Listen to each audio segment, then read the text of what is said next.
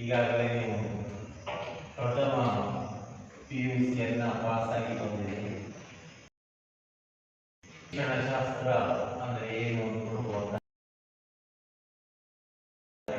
ಕಳೆದ ವರ್ಷ ಏನೇನು ಪಾಠ ಓದಿದ್ವಿ ಅನ್ನೋದು ಕೂಡ ನಿಮ್ಗೆ ಗೊತ್ತಿದೆ. ಈಗ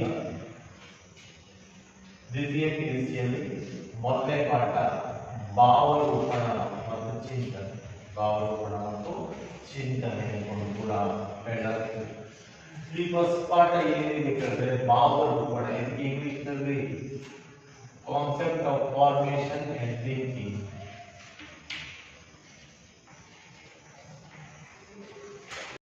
ಭಾವರೂಪಣ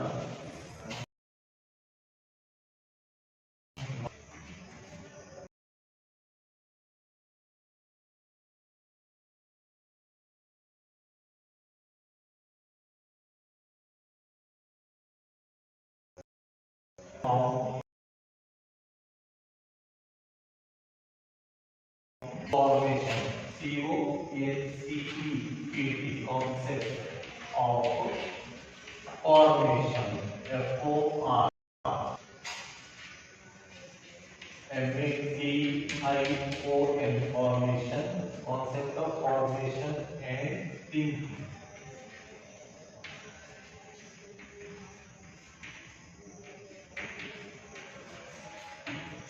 ಇಲ್ಲಿ ಫಾರ್ಮೇಶನ್ ಅಂದ್ರೆ ಭಾವರೂಪಣ, ಥಿಂಕಿಂಗ್ ಅಂದ್ರೆ ಚಿಂತನೆ.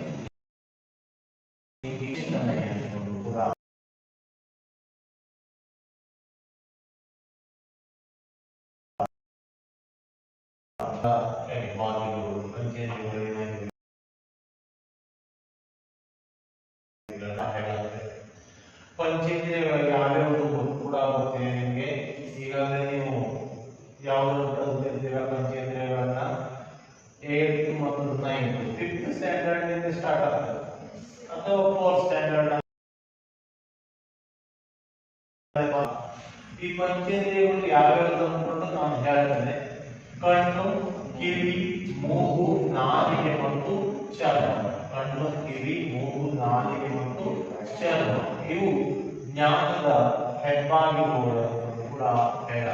ಯಾವ್ಯಾವುದು ಅಂತ ಇರೋಲ್ಲ ಪಂಚೇಂದ್ರಿಯಗಳು. ಯಾವ್ಯಾವುದು ಪಂಚೇಂದ್ರಿಯಗಳು? ಜ್ಞಾನದ ಹೆಬ್ಬಾಗಿಲು.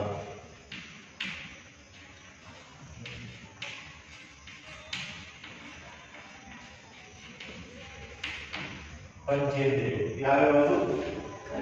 ಕಣ್ಣು ಒಬ್ಬರೇ ನೋಡುವ. ಪಂಚೇಂದ್ರಿಯಗಳು ಯಾವ್ಯಾವುದು ನೋಡುವ? ಕಣ್ಣು, ಕಿವಿ, ಮೂಗು, ನಾಲಿಗೆ ಮತ್ತು ಚರ್ಮ. ಇದು ಕಣ್ಣು, ಕಿವಿ.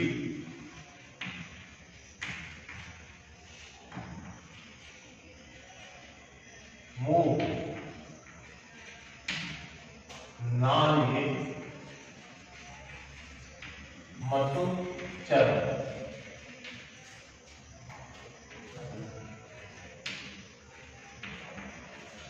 ಕಣ್ಣು, ಕಿವಿ, ಮೂಗು, ನಾಲಿಗೆ ಮತ್ತು ಚರ್ಮ.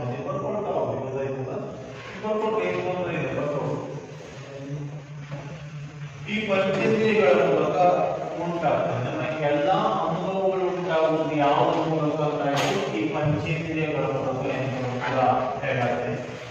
ಈ ಅನುಭವಕ್ಕಾಗಿ ಜ್ಞಾನೇಂದ್ರಿಯಗಳಲ್ಲಿರುವ ಗ್ರಾಹಕ ಜೀವಕೋಶಗಳು, ಜ್ಞಾನೇಂದ್ರಿಯಗಳಲ್ಲಿರುವಂತಹ ಗ್ರಾಹಕ ಜೀವಕೋಶಗಳು ಬಾಹ್ಯ ಪ್ರಚೋದನೆಯೊಂದಿಗೆ ಪ್ರಚೋದನೆಗೊಳ್ಳುವ ಮೂಲಕ ಪ್ರಾರಂಭವಾಗುತ್ತದೆ ಎಂದು ಕೂಡ ಹೇಳಲಾಗುತ್ತದೆ. ನಂತರ ನರವಾಹಿನಿಗಳು ಈ ಸಂದೇಶವನ್ನ ಮೆದುಳಿಗೆ ತಲುಪಿಸುತ್ತವೆ ಎಂದು ಕೂಡ ಹೇಳಲಾಗುತ್ತದೆ. ನರವಾಹಿನಿಗಳ ಮೂಲಕ ಏನು ಜ್ಞಾನ, ಪಂಚೇಂದ್ರಿಯಗಳ ಮೂಲಕ ಜ್ಞಾನ ಉಂಟಾಗ್ತದೆ ಅಲ್ಲ, ಇವುಗಳನ್ನ ನರವಾಹಿನಿಗಳು ಮೆದುಳಿಗೆ ತಲುಪಿಸ್ತವೆ. ನರವಾಹಿನಿಗಳು ಏನ್ ಮಾಡ್ತವೆ? ಮೆದುಳಿಗೆ ತಲುಪಿಸ್ತವೆ ಎಂದು ಕೂಡ ಹೇಳಬಹುದು. ಇಲ್ಲಿ ಮಾನವನ ಚಿಂತನೆಯೂ ಕೂಡ ಏನಂತ ಹೇಳಿದ್ರೆ, ಈ ನರವಾಹಿನಿಗಳ ಮೂಲಕ ಮೆದುಳಿಗೆ ತಲುಪಿದ ಕೂಡಲೇ ನಮಗೆ ಜ್ಞಾನ ಉಂಟಾಗ್ತದೆ. ಸ್ಪರ್ಶ ಜ್ಞಾನ ಉಂಟಾಗ್ತದೆ. ಮೂಗಿನಿಂದ ಏನು ತೆಗೆದುಕೊಳ್ತೇವೆ? ವಾಸನೆಯನ್ನ ತೆಗೆದುಕೊಳ್ತೇವೆ, ಹೌದಲ್ಲ? ಅದರ ಜೊತೆಗೆ ಮಾನವನ ಚಿಂತನೆಯೂ ಸಹ ಭಾವರೂಪಣವನ್ನ ಆಧರಿಸಿದೆ. ಮಾನವ ಚಿಂತನೆ ಕೂಡ ಏನಾಗಿದೆ, ಭಾವರೂಪಣ. ಚಿಂತನೆ ಅಂದ್ರೆ ಆಲೋಚನೆ, ಚಿಂತನೆ ಅಂದ್ರೆ ಆಲೋಚನೆ. ಚಿಂತನೆಗೆ ಇಂಗ್ಲಿಷ್ ನಲ್ಲಿ ಏನು ಕರೀತಾರೆ, ಥಿಂಕಿಂಗ್ ಅಂತ ಕೂಡ ಕರೆಯಲಾಗ್ತದೆ. ಇದರಿಂದ ಏನಾಗ್ತದೆ, ವ್ಯಕ್ತಿಯ ಮೇಲ್ಮಟ್ಟದ ಈ ಚಿಂತನೆ ವ್ಯಕ್ತಿಯ ಮೇಲ್ಮಟ್ಟದ ಪ್ರಕ್ರಿಯೆಯಾಗಿದೆ ಎಂದು ಕೂಡ ಹೇಳಲಾಗ್ತದೆ. ನಾವು ನೋಡಿ ಯಾವಾಗಲೂ ಹೈ ಲೆವೆಲ್ ಯಾವಾಗಲೂ ಕೂಡ ಬಹಳ ಚಿಂತನೆಯನ್ನ ಮಾಡ್ತೇವೆ. ಮಾನವನ ಇದು ವ್ಯಕ್ತಿ ಮತ್ತು ಸಮಷ್ಟಿಯ ಪ್ರಗತಿಗೆ ಚಿಂತನೆಗಳೇ ನಮ್ಮ ಭವಿಷ್ಯತ್ತಿನ ಬುನಾದಿಗಳಾಗಿವೆ ಎಂದು ಕೂಡ ಹೇಳ್ತಾರೆ. ನಾವು ಏನ್ ಚಿಂತೆ ಮಾಡ್ತೇವಲ್ಲ, ಏನ್ ವಿಚಾರ ಚಿಂತನೆ ಮಾಡ್ತೇವಲ್ಲ, ಅವು ನಮ್ಮ ಭವಿಷ್ಯತ್ತಿನ ಮೂಲಾಧಾರಗಳಾಗಿದೆ ಎಂದು ಕೂಡ ಹೇಳಲಾಗಿದೆ ಅಥವಾ ಬುನಾದಿಯಾಗಿದೆ.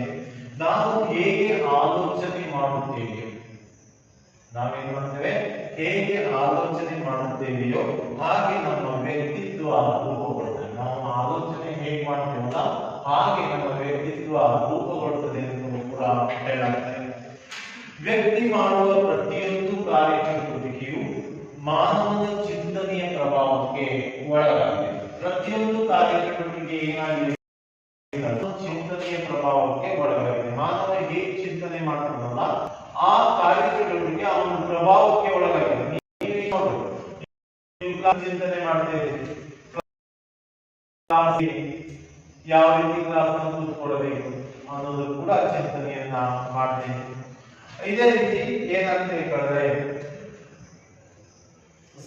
ಸಕಾರಾತ್ಮಕ ಚಿಂತನೆ ವ್ಯಕ್ತಿಯ ಏಳಿಗೆಗೆ ಕಾರಣವಾಗಿದೆ ಎಂದು ಕೂಡ ಹೇಳಲಾಗಿದೆ. ಸಕಾರಾತ್ಮಕ ಚಿಂತನೆ ಅಂದ್ರೆ ಒಳ್ಳೆಯ ಚಿಂತನೆ ವ್ಯಕ್ತಿಯ ಏಳಿಗೆಗೆ ಏನಾಗಿದೆ, ಇದು ಕಾರಣವಾಗಿದೆ ಎಂದು ಕೂಡ ಹೇಳಬಹುದು. ಇನ್ನು ಸಂವೇದನೆಯ ಪರಿಕಲ್ಪನೆ, ನಾವು ಫಸ್ಟ್ ತಿಳ್ಕೊಳ್ಬೇಕಾದ ಯಾವುದು ಅಂದ್ರೆ ಸಂವೇದನೆಯ ಪರಿಕಲ್ಪನೆ.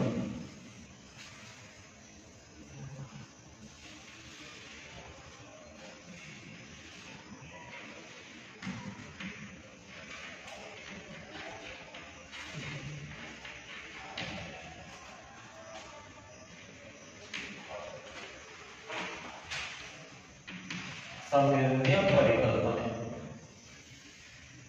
ಸೆನ್ಸೇಷನ್ ಅನ್ಕೊಂಡು ಕೂಡ ಕರೆಯಲಾಗ್ತದೆ. ಸಂವೇದನೆ ಇಂಗ್ಲಿಷ್ ನಲ್ಲಿ ಏನಂತ ಹೇಳ್ತಾರೆ, ಸೆನ್ಸೇಷನ್ ಅನ್ಕೊಂಡು ಕೂಡ ಕರೆಯಲಾಗ್ತದೆ. ಈ ಸಂವೇದನೆ ಮಾನಸಿಕ ಕ್ರಿಯೆಯ ಮೂಲ ವಸ್ತುವಾಗಿದೆ. ಸಂವೇದನೆ ಏನಾಗಿದೆ ಅಂತ ಹೇಳಬಹುದು, ಮಾನಸಿಕ ಕ್ರಿಯೆಯ ಮೂಲ ವಸ್ತು ಎಂದು ಕೂಡ ಹೇಳಲಾಗ್ತದೆ. ಸೆನ್ಸೇಷನ್ ಅಂದ್ರೆ ಏನಪ್ಪ ಅಂತ ತಿಳ್ಕೊಳ್ಬೇಕು. ಅದರ ಜೊತೆಗೆ ಪ್ರಚೋದನೆ ಗ್ರಾಹಕ ಸಂವೇದನೆಯ ನರದಂತು ನಿರ್ದಿಷ್ಟ ಜ್ಞಾನ ವಲಯಗಳಾಗಿರುವುದು ಅವಶ್ಯಕವಾಗಿದೆ ಎಂದು ಕೂಡ ಹೇಳಲಾಗ್ತದೆ. ಅದರ ಜೊತೆಗೆ ಆತ್ಮದ ಮನಸ್ಸಿನ ಹೆಬ್ಬಾಗಿಲು ಸಂವೇದನೆ ಎಂದು ಕೂಡ ಹೇಳಲಾಗ್ತದೆ, ಅಥವಾ ಆತ್ಮದ ಹೆಬ್ಬಾಗಿಲೆ ಸಂವೇದನೆ ಎಂದು ಕೂಡ ಹೇಳಲಾಗ್ತದೆ. ಇಲ್ಲಿ ಏನಾಗ್ತದೆ, ಬಾಹ್ಯ, ಇಲ್ಲಿ ಸಂವೇದನೆ ಅಂದ್ರೆ ಏನು ಅಂತ ನಾವು ತಿಳ್ಕೊಳ್ತೀವಿ. ಸಂವೇದನೆ ಅಂದ್ರೆ ಏನಪ್ಪ, ಬಾಹ್ಯ ಪ್ರಚೋದನೆಗಳು. ಯಾವುದು ಬಾಹ್ಯ ಪ್ರಚೋದನೆಗಳು? ವ್ಯಕ್ತಿಯ ಇಂದ್ರಿಯಗಳ ನರಗ್ರಾಹಿಗಳನ್ನ ಪ್ರಚೋದಿಸುವಂತಹ ಒಂದು ಪ್ರಕ್ರಿಯೆಯನ್ನ ಏನು ಕರೆಯಲಾಗ್ತದೆ, ಸಂವೇದನೆ ಅಂತ ಕೂಡ ಕರೆಯಲಾಗ್ತದೆ. ಅಂದ್ರೆ ನೋಡಿ, ಬಾಹ್ಯ ಪ್ರಚೋದನೆಗಳು ನೋಡಿ, ಸಂವೇದನೆ ಅಂದ್ರೆ ಏನು? ಬಾಹ್ಯ ಪ್ರಚೋದನೆಗಳು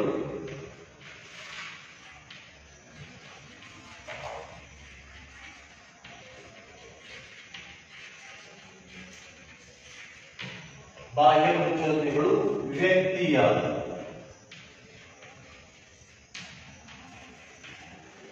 ಇಂದ್ರಿಯಗಳ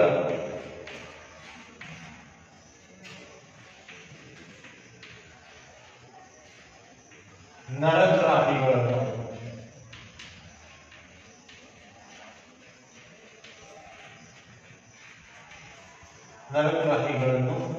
ಪ್ರಚೋದಿಸುವ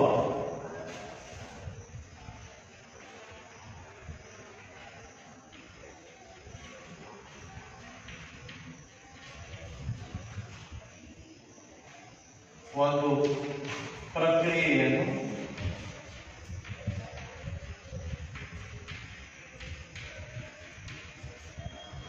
ಸಂವೇದನೆ ಎನ್ನುವರು. ಸಂವೇದನೆ ಎನ್ನುವರು.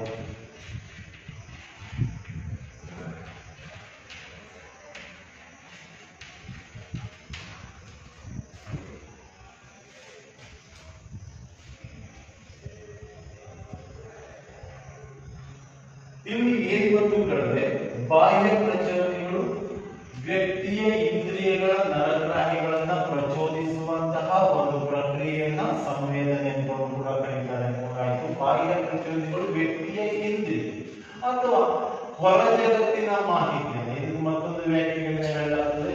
ಹೊರ ಜಗತ್ತಿನ ಮಾಹಿತಿಯನ್ನ ದೇಹ ಮತ್ತು ಮೆದುಳಿನ ಒಳಗೆ ನುಸುಳಿಸುವ ಅಗೋಚರ ಪ್ರಕ್ರಿಯೆಯನ್ನು, ಹೊರ ಜಗತ್ತಿನ ಮಾಹಿತಿಯನ್ನ ದೇಹ ಮತ್ತು ಮೆದುಳಿನೊಳಗೆ ನುಸುಳಿಸುವ ಅಗೋಚರ ಪ್ರಕ್ರಿಯೆಯನ್ನು ಏನು ಕರೆಯಲಾಗುತ್ತದೆ, ಸಂವೇದನೆ ಅಂತ ಕೂಡ ಕರೆಯಲಾಗುತ್ತದೆ. ಹೊರ ಜಗತ್ತಿನ ಮಾಹಿತಿ ಅಂದ್ರೆ ಏನು? ಈಗ ನೋಡ್ರಿ, ನೀವು ಈಗ ಈ ಡಸ್ಟರ್ ಇದೆ, ಹೌದಾ? ಈ ಡಸ್ಟರ್ ಅನ್ನ ನೀವು ನೋಡ್ತೀವಿ, ಇದು ಸ್ಪರ್ಶ ಜ್ಞಾನ, ಹೌದು. ನಾನು ಇದನ್ನು ನೋಡಿದ ಕೂಡಲೇ ಇಲ್ಲಿ ಏನಿದೆ, ಯಾವ ಬಣ್ಣ ಇದೆ? ಗ್ರೀನ್. ಕಣ್ಣು ಕಾಣಿಸ್ತದೆ ಎಂದಾಯ್ತು, ಹೌದಲ್ಲ? ಇದು ಯಾವ ಕಲರ್ ಇದೆ? ವೈಟ್, ಹೌದಾ? ಬಿಳಿ ಬಣ್ಣ ಇದೆ. ಇದು ಗೊತ್ತಾಗ್ತದೆ. ಇದನ್ನ ನಾನು ಟಚ್ ಮಾಡಬೇಕು, ಹೊರ ಜಗತ್ತಿನ ಮಾಹಿತಿ. ಇದು ನೋಡಿ, ಇದೇನಾಗ್ತದೆ? ಸ್ಪರ್ಶ ಜ್ಞಾನ ಉಂಟಾಗ್ತದೆ. ಕೂಡ ಏನಾಗ್ತದೆ? ಸ್ಪರ್ಶ ಜ್ಞಾನ. ಸ್ಪರ್ಶ ಜ್ಞಾನ ನರವಾಹಿನಿಗಳ ಮೂಲಕ ಮೆದುಳಿಗೆ ಹೋಗ್ತದೆ. ಮೆದುಳು ಏನ್ ಹೇಳ್ತದೆ? ಇದು ಏನು? ಬೋರ್ಡ್ ಬಳಸುವಂತ ಒಂದು ಸಾಧನ, ಡಸ್ಟರ್ ಅಂತ ಹೇಳ್ತದೆ, ಹೌದಲ್ಲ? ಅಂದ್ರೆ ಇದು ಗಟ್ಟಿಯಾಗ ಒಂದು ವೇಳೆ ಈ ಕಲರ್ ನಮ್ಗೆ ಗೊತ್ತಾಗದೇ ಇದ್ರೆ, ಒಂದು ವೇಳೆ ಏನು ಗೊತ್ತಾಗದೇ ಇದ್ರೆ, ಈ ಕಲರ್ ಇದು ಗ್ರೀನ್ ಕಲರ್ ಇದೆ, ಹಸಿರು ಬಣ್ಣ ಇದೆ, ಈ ಹಸಿರು ಬಣ್ಣ ನಮ್ಗೆ ಗೊತ್ತಾಗದೇ ಇದ್ರೆ, ಅಥವಾ ಈ ಕಲರ್ ಹೋಗಿ ಇದು ರೆಡ್ ಕಲರ್ ಆಗಿ ಕಾಣಿಸಿದ್ರೆ ಏನ್ ದೋಷ ಇದೆ ಅಂತಾಯ್ತು? ಯಾವ ದೋಷ ಕಂಡುಬರ್ತದೆ ಎಂದು ಹೇಳಿ ನೋಡುವ. ಯಾವ ದೋಷ ಕಂಡುಬರ್ತದೆ? ಜ್ಞಾನೇಂದ್ರಿಯಗಳಲ್ಲಿ ದೋಷ ಕಂಡುಬರ್ತದೆ. ಯಾವ ದೋಷ ಕಂಡುಬರ್ತದೆ? ಜ್ಞಾನೇಂದ್ರಿಯ. ಏನ್ ದೋಷ ಇದೆ ಅಂತಾಯ್ತು ನಮ್ಮ ದೇಹದಲ್ಲಿ? ಕಣ್ಣು ಸರಿಯಾಗಿ ಕಾಣಿಸ್ತಾ ಇಲ್ಲ, ಕಲರ್ ಬ್ಲೈಂಡ್ನೆಸ್ ಇದೆ ಅಂತ. ಅಂದ್ರೆ ಸಂವೇದನೆಯಲ್ಲಿ ಏನಾಗ್ತದೆ? ದೋಷ ಉಂಟಾಗ್ತದೆ. ಅಂದ್ರೆ ಇದನ್ನು ನೋಡಿದ್ರೆ ನಮ್ಗೆ ಗೊತ್ತು, ಬೇಡ ಈ ಚಾಕ್ ಪೀಸ್ ನೋಡಿದ್ರೆ ಹೌದಲ್ಲ? ಒಟ್ಟಿನಲ್ಲಿ ನಮಗೆ ಜ್ಞಾನೇಂದ್ರಿಯಗಳು ಅನುಭವವನ್ನ ನೀಡ್ತದೆ. ಅಂದ್ರೆ ಹೊರ ಜಗತ್ತಿನ ಮಾಹಿತಿಯನ್ನ ದೇಹ ಮತ್ತು ಮೆದುಳಿನ ಒಳಗೆ ನುಸುಳಿಸುವ ಅಗೋಚರ ಪ್ರಕ್ರಿಯೆಯನ್ನು ಏನಂತ ಕರೆಯಲಾಗುತ್ತದೆ? ಸಂವೇದನೆ ಎಂದು ಕೂಡ ಕರೆಯಲಾಗುತ್ತದೆ. ಇದನ್ನು ಕೂಡ ಬರ್ಕೊಡ್ರಿ. ಎರಡು ವ್ಯಾಖ್ಯೆ ಇದೆ, ಎರಡರಲ್ಲಿ ಒಂದು ವ್ಯಾಖ್ಯೆ ನಿಮ್ಗೆ ಬಂದ್ರೆ ಸಾಕು. ಗೊತ್ತಾಯ್ತಲ್ಲ? ಹೊರ ಜಗತ್ತಿನ ಮಾಹಿತಿಯನ್ನು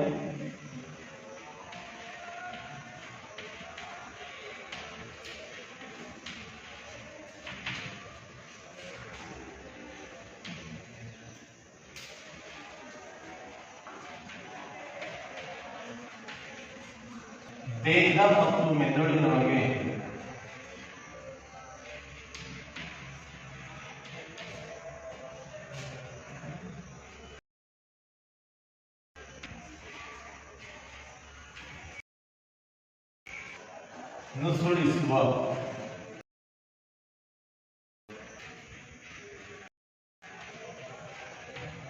ನುಸುಳಿಸುವ ಅಗೋಚರ ಪ್ರಕ್ರಿಯೆಯನ್ನು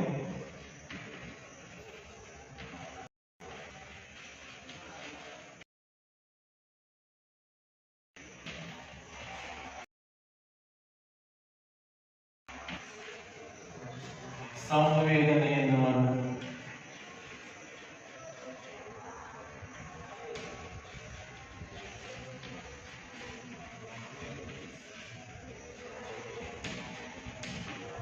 ಅಗೋಚರ ಪ್ರಕ್ರಿಯೆಯನ್ನು ಸಂವೇದನೆ ಎನ್ನುವರು.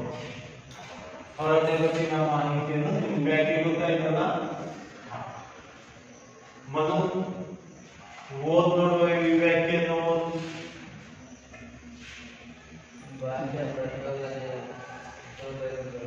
ವ್ಯಕ್ತಿಯ ಇಂದ್ರಿಯಗಳ ನರಗ್ರಾಹಿಗಳನ್ನು ಪ್ರಚೋದಿಸುವ ಒಂದು ಪ್ರಕ್ರಿಯೆಯನ್ನು ಸಂವೇದನೆ ಎನ್ನುವರು. ಬಾಹ್ಯ ಪ್ರಚೋದನೆಗಳು ವ್ಯಕ್ತಿಯ ಇಂದ್ರಿಯಗಳ ನರಗ್ರಾಹಿಗಳನ್ನ ಪ್ರಚೋದಿಸುವಂತಹ ಒಂದು ಪ್ರಕ್ರಿಯೆಯನ್ನು ಏನು ಕರೆಯಲಾಗ್ತದೆ, ಸಂವೇದನೆ ಎಂದು ಕೂಡ ಕರೆಯಲಾಗ್ತದೆ. ಅಥವಾ ಮತ್ತೊಂದು ವ್ಯಕ್ತಿ ಏನ್ ಬರ್ತದೆ, ನಾನು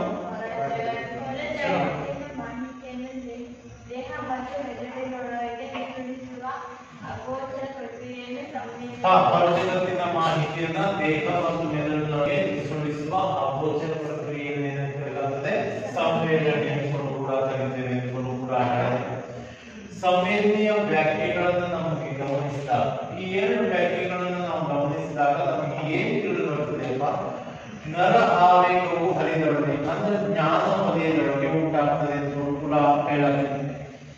ಇಲ್ಲಿ ಸಂವೇದನೆಗಳ ಮೂಲಕವೇ ನಮ್ಮ ಕಲಿಕೆ ಉಂಟಾಗ್ತದೆ.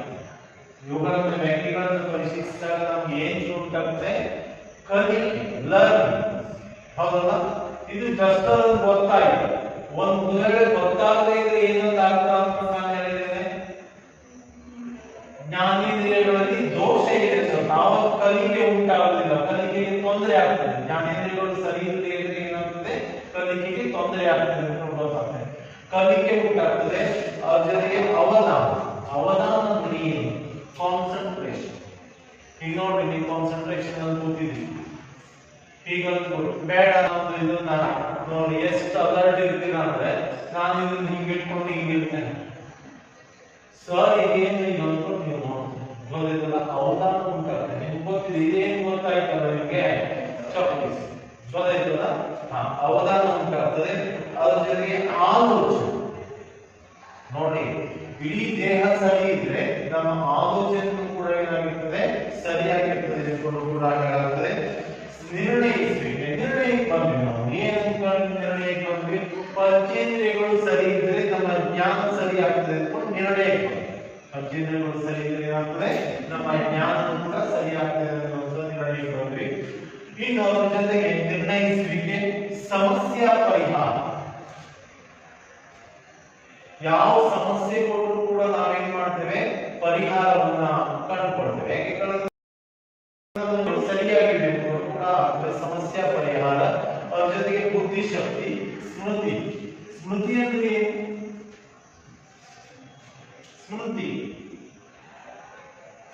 ಸ್ಮೃತಿ ಅಂದ್ರೆ ನೆನಪು. ಸ್ಮೃತಿ ಅಂದ್ರೆ ಏನಂತ, ನೆನಪು.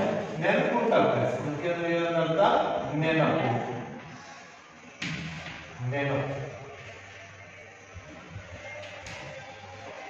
ಸ್ಮೃತಿ ಅಂದ್ರೆ ನೆನಪು. ಅದನ್ನೇ ವಿಸ್ಮೃತಿ ಅನ್ಕೊಂಡು ಕೂಡ ಕರೀತಾರೆ. ವಿಸ್ಮೃತಿ ಅಂದ್ರೆ ಮರೆ.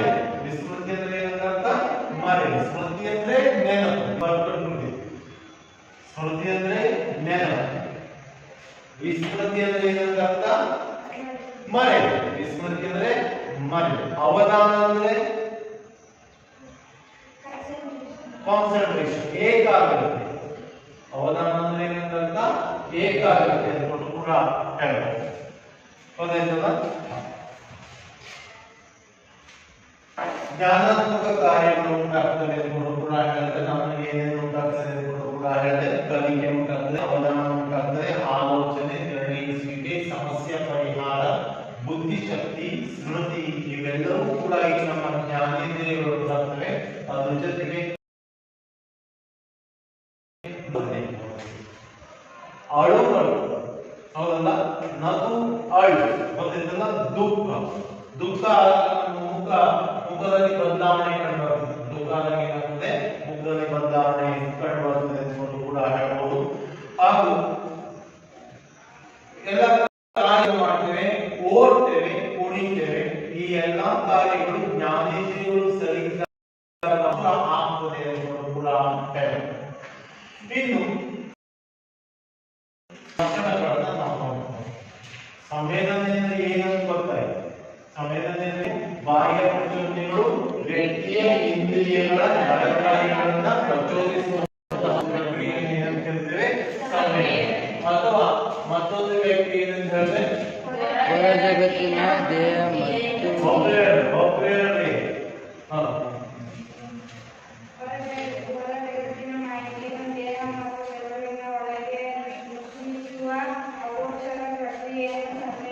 ಹೊರಜಗತ್ತಿನ ಮಾಹಿತಿಯನ್ನು ದೇಹ ಮತ್ತು ಮೆದುಳಿನೊಳಗೆ ಪ್ರಕ್ರಿಯೆಯನ್ನು ಏನಂತ ಕರೀತೇವೆ? ಸಂವೇದನೆ ಅನ್ನೋದು ಕೂಡ. ಇದು ಸಂವೇದನೆಯ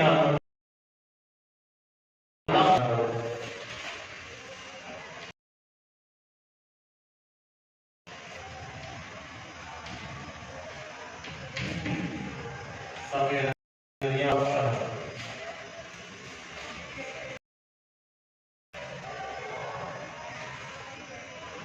ಸಂವೇದನೆಯ ಲಕ್ಷಣಗಳಲ್ಲಿ ಒಂದೊಂದು ಗುಣಮಟ್ಟ.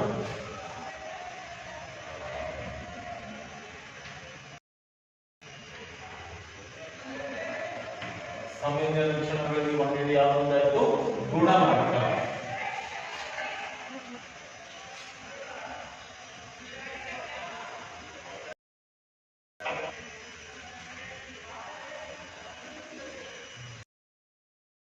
ಸಂವೇದನೆ ಏನಂತ ಹೇಳಿದ್ರೆ ಅನುಭವದ ಗುಣಮಟ್ಟ ಅತ್ಯಂತ ಅವಶ್ಯಕವಾಗಿದೆ. ಅನುಭವ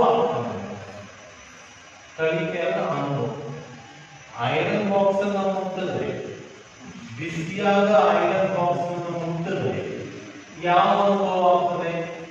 ಸುಟ್ಟ ಅನುಭವ ಆಗ್ತದೆ. ಅದು ಜ್ಞಾನೇಂದ್ರಿಯ. ಚರ್ಮಕ್ಕೆ ಬಿಸಿ ತಾಕಂದ್ರೆ ಜ್ಞಾನೇಂದ್ರಿಯ ಸರಿಯಾಗಿದೆ ಅಂತ ಅರ್ಥ. ಒಂದು ಸಂವೇದನೆಯಿಂದ ಇನ್ನೊಂದು ಸಂವೇದನೆಗೆ ಧ್ವನಿ, ಬಣ್ಣ ಮತ್ತು ರುಚಿ, ವಾಸನೆ, ಉಷ್ಣತೆ ಇತ್ಯಾದಿಗಳಲ್ಲಿ ವ್ಯತ್ಯಾಸ ಕಂಡುಬರ್ತದೆ. ಗುಣಮಟ್ಟ ಅಂದ್ರೆ ಏನಪ್ಪ? ಒಂದು ಸಂವೇದನೆಯಿಂದ ಇನ್ನೊಂದು ಸಂವೇದನೆಗೆ ಧ್ವನಿಯ ಬಣ್ಣ ಮತ್ತು ವಾಸನೆಯಲ್ಲಿ ವ್ಯತ್ಯಾಸ ಕಂಡುಬರ್ತದೆ. ಹೌದಲ್ಲ? ನಮಗೊಂದು ಧ್ವನಿ, ಈಗ ನನ್ನ ಧ್ವನಿ ಕರ್ಕಶ, ಹೌದಲ್ಲ? ನಿಮ್ಮ ಧ್ವನಿ ಚೆನ್ನಾಗಿದೆ, ಇನ್ನೊಬ್ಬರ ಧ್ವನಿ ವ್ಯತ್ಯಾಸ ಇದೆ. ಧ್ವನಿಯಿಂದ ಧ್ವನಿಗೆ ವ್ಯತ್ಯಾಸ, ವ್ಯತ್ಯಾಸ ಕಂಡುಬರುತ್ತೆ. ಧ್ವನಿ, ಬಣ್ಣ, ಕಲರ್ ಅಲ್ಲಿ ವ್ಯತ್ಯಾಸ ಕಂಡುಬರುತ್ತೆ. ಇದು ಯಾವ ಕಲರ್ ಇದೆ? Green colour. ಹೌದಲ್ಲ? ಇದು ಯಾವ್ದಿದೆ? ಬ್ಲ್ಯಾಕ್. ಇದನ್ನು ಜ್ಞಾನೇಂದ್ರಿಯ ಸರಿ ಇದೆ. ವ್ಯತ್ಯಾಸ ಕಂಡುಬರ್ತದೆಯಲ್ಲ. ಈಗ ನಮ್ಮ ಕಾಲೇಜ್ ಪೆಂಡಿಂಗ್ ಇದೆ, ಹೌದಲ್ಲ? ಇದರಲ್ಲಿ ಕೂಡ ಬಣ್ಣದಲ್ಲಿ ಕೂಡ ನಮಗೆ ಏನು ಕಾಣಿಸ್ತದೆ? ವ್ಯತ್ಯಾಸ. ಗುಣಮಟ್ಟದಲ್ಲಿ ವ್ಯತ್ಯಾಸ. ಒಬ್ಬರಿಗೆ ಆಕರ್ಷಣೀಯವಾಗಿ ಕಾಣಿಸ್ತದೆ, ಇನ್ನೊಬ್ಬರಿಗೆ ಆಕರ್ಷಣೀಯವಾಗಿ ಕಾಣಿಸ್ತದೆ. ಇದು ವಾಸನೆ. ಈ ವಾಸನೆ ಏನಿದೆಯಲ್ಲ, ಒಳ್ಳೆ ವಾಸನೆ ಇದೆ, ಕೆಟ್ಟ ವಾಸನೆ ಇದೆ. ಹೌದಲ್ಲ? ನೀವು ವಾಸನೆ ಬಂದಾಗ ಕೆಟ್ಟ ವಾಸನೆ ಇದ್ದಾಗ ಏನ್ ಮಾಡ್ತೀವಿ? ಖುಷಿ ಪಡ್ತೀರಾ? ಇಲ್ಲ, ನಿಮ್ಮ ಮುಖದಲ್ಲಿ ಬದಲಾವಣೆ ಆಗ್ತದೆ ಕೆಟ್ಟ ವಾಸನೆ ಬಂದಾಗ. ಒಳ್ಳೆ ವಾಸನೆ ಬಂದ್ರೆ ಬಹಳ ಖುಷಿಯಾಗಿದೆ. ಗೊತ್ತಿಲ್ಲ? ಇದರಿಂದಲೇ ಸಂವೇದನೆ ಅಸಾಧ್ಯ ಆಗ್ತದೆ. ಈ ವ್ಯತ್ಯಾಸ ಗೊತ್ತಾಗದೇ ಇದ್ರೆ ಸಂವೇದನೆಯಲ್ಲಿ ಏನ್ ಕಂಡು ಬರ್ತದೆ ಅಂತಾಯ್ತು? ವ್ಯತ್ಯಾಸ. ಮೂಗೆ ಸರಿ ಇಲ್ಲ ಅಂತ ಕೆಲವರಿಗೆ ನಾಲಿಗೆನ ರುಚಿನೇ ಗೊತ್ತಾಗೋದಿಲ್ಲ. ಸಪ್ಪೆ ಯಾವುದು, ಉಪ್ಪು ಯಾವುದು ಅಂತಾನೆ ಗೊತ್ತಾಗ್ತದೆ. ಗೊತ್ತಿದ್ದಲ್ಲ? ನಾಲಿಗೆಯಲ್ಲಿ ಕೂಡ ರುಚಿಯಲ್ಲಿ ಕೂಡ ಏನು ಕಂಡು ಬರ್ತದೆ? ವ್ಯತ್ಯಾಸ ಕಂಡು ಬರ್ತದೆ ಎಂದು ಕೂಡ ಹೇಳುತ್ತೆ. ಇದು ಎರಡನೇ ತೀವ್ರತೆ. ಎರಡನೇ ಏನಂತ? ತೀವ್ರತೆ.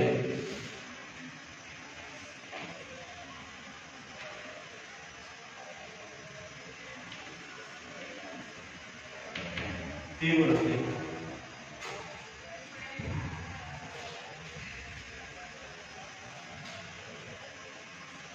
ಉದ್ದೀಪನದ ತೀವ್ರತೆಗೆ ಅನುಗುಣವಾಗಿ ವ್ಯಕ್ತಿಯ ಸಂವೇದನೆಯಲ್ಲಿ ವ್ಯತ್ಯಾಸ ಕಂಡುಬರ್ತದೆ. ಉದ್ದೀಪನದ ತೀವ್ರತೆ ಅಂದ್ರೆ ಏನು ಕೇಳಿದ್ರೆ, ಈಗ ನೋಡಿ, ಹೊರಗಡೆ ಮೋಡ ಇದೆ, ಹೌದು?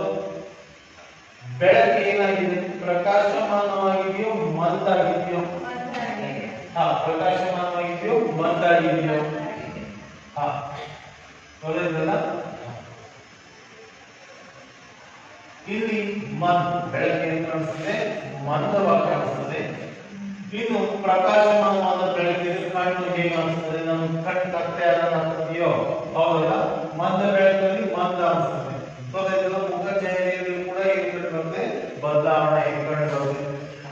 ಇನ್ನು ವಾಸನೆಯು ತೀಕ್ಷ್ಣ ಅಥವಾ ಮಂದವಾದಾಗ ಸಂವೇದನೆಯಲ್ಲಿ ವ್ಯತ್ಯಾಸ ಕಂಡು ಬರ್ತದೆ ಎಂದು ಕೂಡ ಹೇಳುತ್ತೆ. ನಾನು ಹೇಳಿದ್ರೆ ಕೆಟ್ಟ ವಾಸನೆಯಲ್ಲಿ ನಾವು ಹೇಗಿರ್ತೇವೆ? ಒಳ್ಳೆ ವಾಸನೆ ಬರ್ತದೆ ಹೇಗೆ ಕೂಡ ಹೇಳಿದೆ. ವಾಸನೆಯಲ್ಲಿ ಕೂಡ ವ್ಯತ್ಯಾಸವಾಗ್ತದೆ. ಇದು ಸಾಮಾನ್ಯ ಮುಂಜಾನೆಗಿಂತ ಹೆಚ್ಚು ಶಕ್ತಿಶಾಲಿಯಾಗಿದ್ದರೆ ಹೆಚ್ಚು ನೋವನ್ನು ಉಂಟು ಮಾಡುತ್ತದೆ ಎಂದು ಕೂಡ ಹೇಳುತ್ತೆ. ಅಂದ್ರೆ ಪ್ರಕಾಶಮಾನವಾದ ಬೆಳಕು ಅಥವಾ ಗುಡುಗಿನ ಶಬ್ದ. ಗುಡುಗಿನ ಶಬ್ದವನ್ನ ಕೇಳಿದಾಗ ನಮ್ಮ ಜೀವನದಲ್ಲಿ ಏನಾಗ್ತದೆ ಬಂದ ಖುಷಿ ಆಗ್ತದೆ. ಗುಡುಗು ಬಂತ ಪ್ರಕಾಶಮಾನವಾದ ಬೆಳಕು ಮಿಂಚ್ತದೆ. ಈ ಮಿಂಚಿದಾಗ ಕೂಡ ಏನಾಗ್ತದೆ ವ್ಯತ್ಯಾಸ ಕಂಡು ಬರ್ತದೆ ಎಂದು ಕೂಡ ಹೇಳಬಹುದು. ಇನ್ನು ಮೂರನೇದಾಗಿ ಸುಸುಪ್ತಾವಧಿ.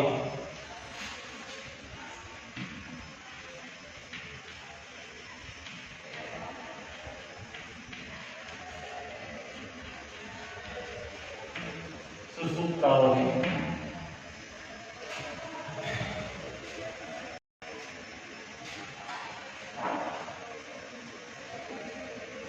ಈ ಸುಸುಪ್ತಾವಧಿ ಅಂದ್ರೆ ಸಂವೇದನೆ ಮತ್ತು ಪ್ರಚೋದನೆ. ಸಂವೇದನೆ ಮತ್ತು ಪ್ರಚೋದನೆ. ಸಂವೇದನೆ ಅಂದ್ರೆ ಏನು? ಇದನ್ನ ನೋಡು ಸಂವೇದನೆ, ಇದನ್ನ ನೋಡು ಪ್ರಚೋದನೆ. ಹೌದಿಲ್ಲ?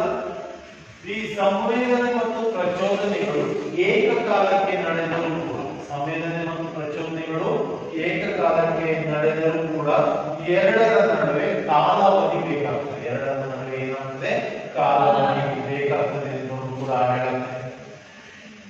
ಪ್ರಚೋದನೆ ಆದಾಗ ನಡೆಯುವ ಮೆದುಳಿಗೆ ಮಾಹಿತಿಯನ್ನ ತೋರಿಸ್ತದೆ. ಪ್ರಚೋದನೆ ಆದ ಕೂಡಲೇ ಇದನ್ನ ನೋಡಿದ ಕೂಡಲೇ ಏನ್ ಮಾಡ್ತದೆ ನಡೆಯುವ ಮೆದುಳಿಗೆ ಮಾಹಿತಿಯನ್ನು ಕಳಿಸ್ತದೆ. ಮೆದುಳಿಗೆ ಏನ್ ಮಾಡ್ತದೆ ಆಯ್ತು ಮಾಹಿತಿಯನ್ನ ಕಳಿಸ್ತದೆ. ಪ್ರಚೋದನೆಗಳು ಪ್ರತಿಕ್ರಿಯಿಸಲು ನರಮಂಡಲದ ಮೂಲಕ ಕಾಲಾವಕಾಶವನ್ನು ತೆಗೆದುಕೊಳ್ತದೆ. ಇದು ಪ್ರತಿಕ್ರಿಯಿಸಲಿಕ್ಕೆ ಕೆಲವೊಂದು ಟೈಮ್ ಅನ್ನು ತೆಗೆದುಕೊಳ್ತದೆ. ಈಗ ನೋಡ್ರಿ, ನನಗೆ ಇದು ಆಕರ್ಷಣೀಯ ಆಯ್ತು, ಈಗ ನೋಡಿದ ಕೂಡ ಏನಾಯ್ತು ಹೇಳಿದ್ರೆ ಇದು ಡಸ್ಟರ್ ಅಂತ ಗೊತ್ತಾಯ್ತು. ನಾನೇನ್ ಮಾಡ್ತೇನೆ ಇದನ್ನ ಬಳಸೋದು ಹೇಗೆ ಅಂದ್ಕೊಂಡು ಹೇಳಲಿಕ್ಕೆ ಒಂದು ಟೈಮ್ ಅನ್ನು ತೆಗೆದುಕೊಳ್ತದೆ. ಇದು ಕಾಲ, ಇದೇನಿದೆಯಲ್ಲ ಕಾಲಾವಧಿ ಎಂದು ಕೂಡ ಹೇಳುತ್ತೆ. ನರಮಂಡಲದ ಮೂಲಕ ಕಾಲಾವಕಾಶವನ್ನ ತೆಗೆದುಕೊಳ್ತದೆ. ಇಲ್ಲಿ ಕೆಲವೊಂದ್ಸಲ ಏನಾಗ್ತದೆ ಹೇಳಿದ್ರೆ ನಾವು ಪ್ರಶ್ನೆಯನ್ನ ಕೇಳ್ತೇವೆ. ಶಿಕ್ಷಕರಾದ ನಾವು ವಿದ್ಯಾರ್ಥಿಗಳಿಗೆ ಪ್ರಶ್ನೆಯನ್ನ ಕೇಳ್ತೇವೆ. ಸಣ್ಣದಾಗಿ ನಾವೇನ್ ಮಾಡ್ತೇವೆ, ಈ ಜ್ಯೋತಿ ಅಲ್ಲ, ಈ ಜ್ಯೋತಿ ಜ್ಯೋತಿ ಒಂದು ಪ್ರಶ್ನೆಯನ್ನ ನಾನು ಕೇಳ್ತೇನೆ. ಪ್ರಶ್ನೆ ಕೇಳಿದ ಕೂಡಲೇ ಜ್ಯೋತಿ ಸಡನ್ ಆಗಿ ಉತ್ತರ ಕೊಡುವುದಿಲ್ಲ. ಸರ್ ಏನಂದ್ರಿ ಎಂದು ನಾವು ಕೇಳಲ್ಲ. ಇದು ಕಾಲ, ಇದೇನಿದೆಯಲ್ಲ ಕಾಲಾವಧಿ ಅಂತ ಕೂಡ ಹೇಳುತ್ತೆ. ಇನ್ನು ಒಂದು ಸಂವೇದನೆಯಿಂದ ಇನ್ನೊಂದು ಸಂವೇದನೆಗೆ ಕಾಲಾವಧಿಯಲ್ಲಿ ವ್ಯತ್ಯಾಸ ಉಂಟಾಗ್ತದೆ ಎಂದು ಕೂಡ ಹೇಳುತ್ತೆ. ನಾವು ಕಾಲಾವಧಿ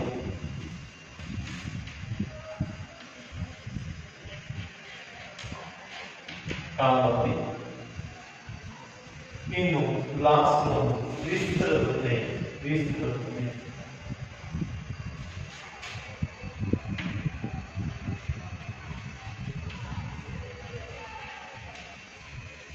ವಿಸ್ತೃತತೆ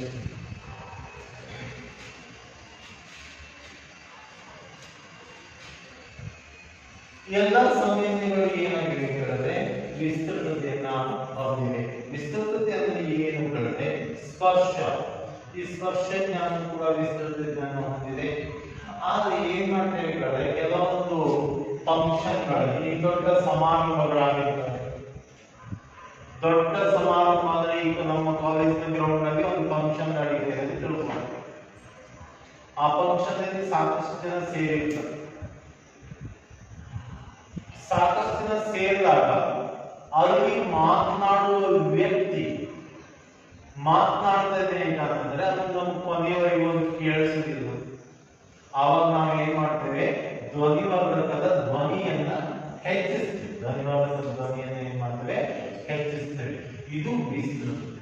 ಇದೇನಿದೆಯಲ್ಲ ವಿಸ್ತೃತತೆ ಕೂಡ ಹೇಳಬಹುದು.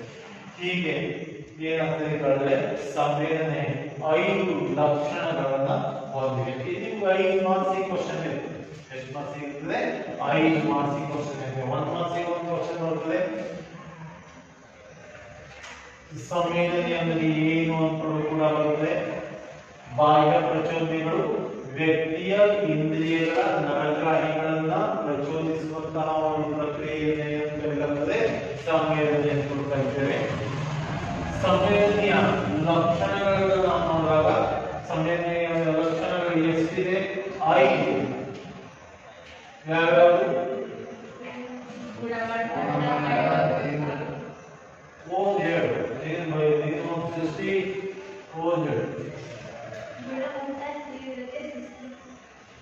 ಸುಸೂಕ್ತಾವಧಿ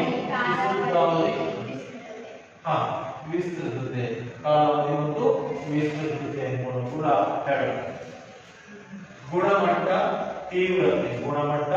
ತೀವ್ರತೆ ಸುಸೂಕ್ತಾವಧಿ ಕಾಲಾವಧಿ ಮತ್ತು ವಿಸ್ತೃತತೆ ಅನ್ನೋದು ಕೂಡ ಹೇಳಬಹುದು ಒಟ್ಟಾಗಿ ನಾನು ಒಂದು ಕನ್ಫ್ಯೂಷನ್ ಏನ್ ಬರ್ಬೇಕು ಹೇಳಿದ್ರೆ ಇವತ್ತು BNK ಹೇಳಿದ್ರೆ ಒಂದು ಸಂವೇದನೆ ಅಂದ್ರೆ ಏನು ಜ್ಞಾನೇಂದ್ರಿಯಗಳು ಯಾವ್ಯಾವ ಅಂದ್ಕೊಂಡು ಕೂಡ ಹೇಳಿದೆ ಜ್ಞಾನೇಂದ್ರಿಯಗಳು ಕಣ್ಣು ಕಿವಿ ಮೂಗು ನಾಲಿಗೆ ಮತ್ತು ಉಚ್ಚಾರ ಮಾಡ್ಕೊಂಡು ಹೇಳಿದೆ ಜ್ಞಾನೇಂದ್ರಿಯಗಳು ಸಂವೇದನೆ ಅಂದ್ರೆ ಏನಂತ ಹೇಳಿದೆ ಸಂವೇದನೇಂದ್ರಿಯಗಳು ಏನಾಗ್ತವೆ ಹೇಳಿದ್ರೆ ಜ್ಞಾನೇಂದ್ರಿಯಗಳು ಯಾವ ಹೆಬ್ಬಾಗಿಗಳು ಯಾವ ಹೇಳಿದೆ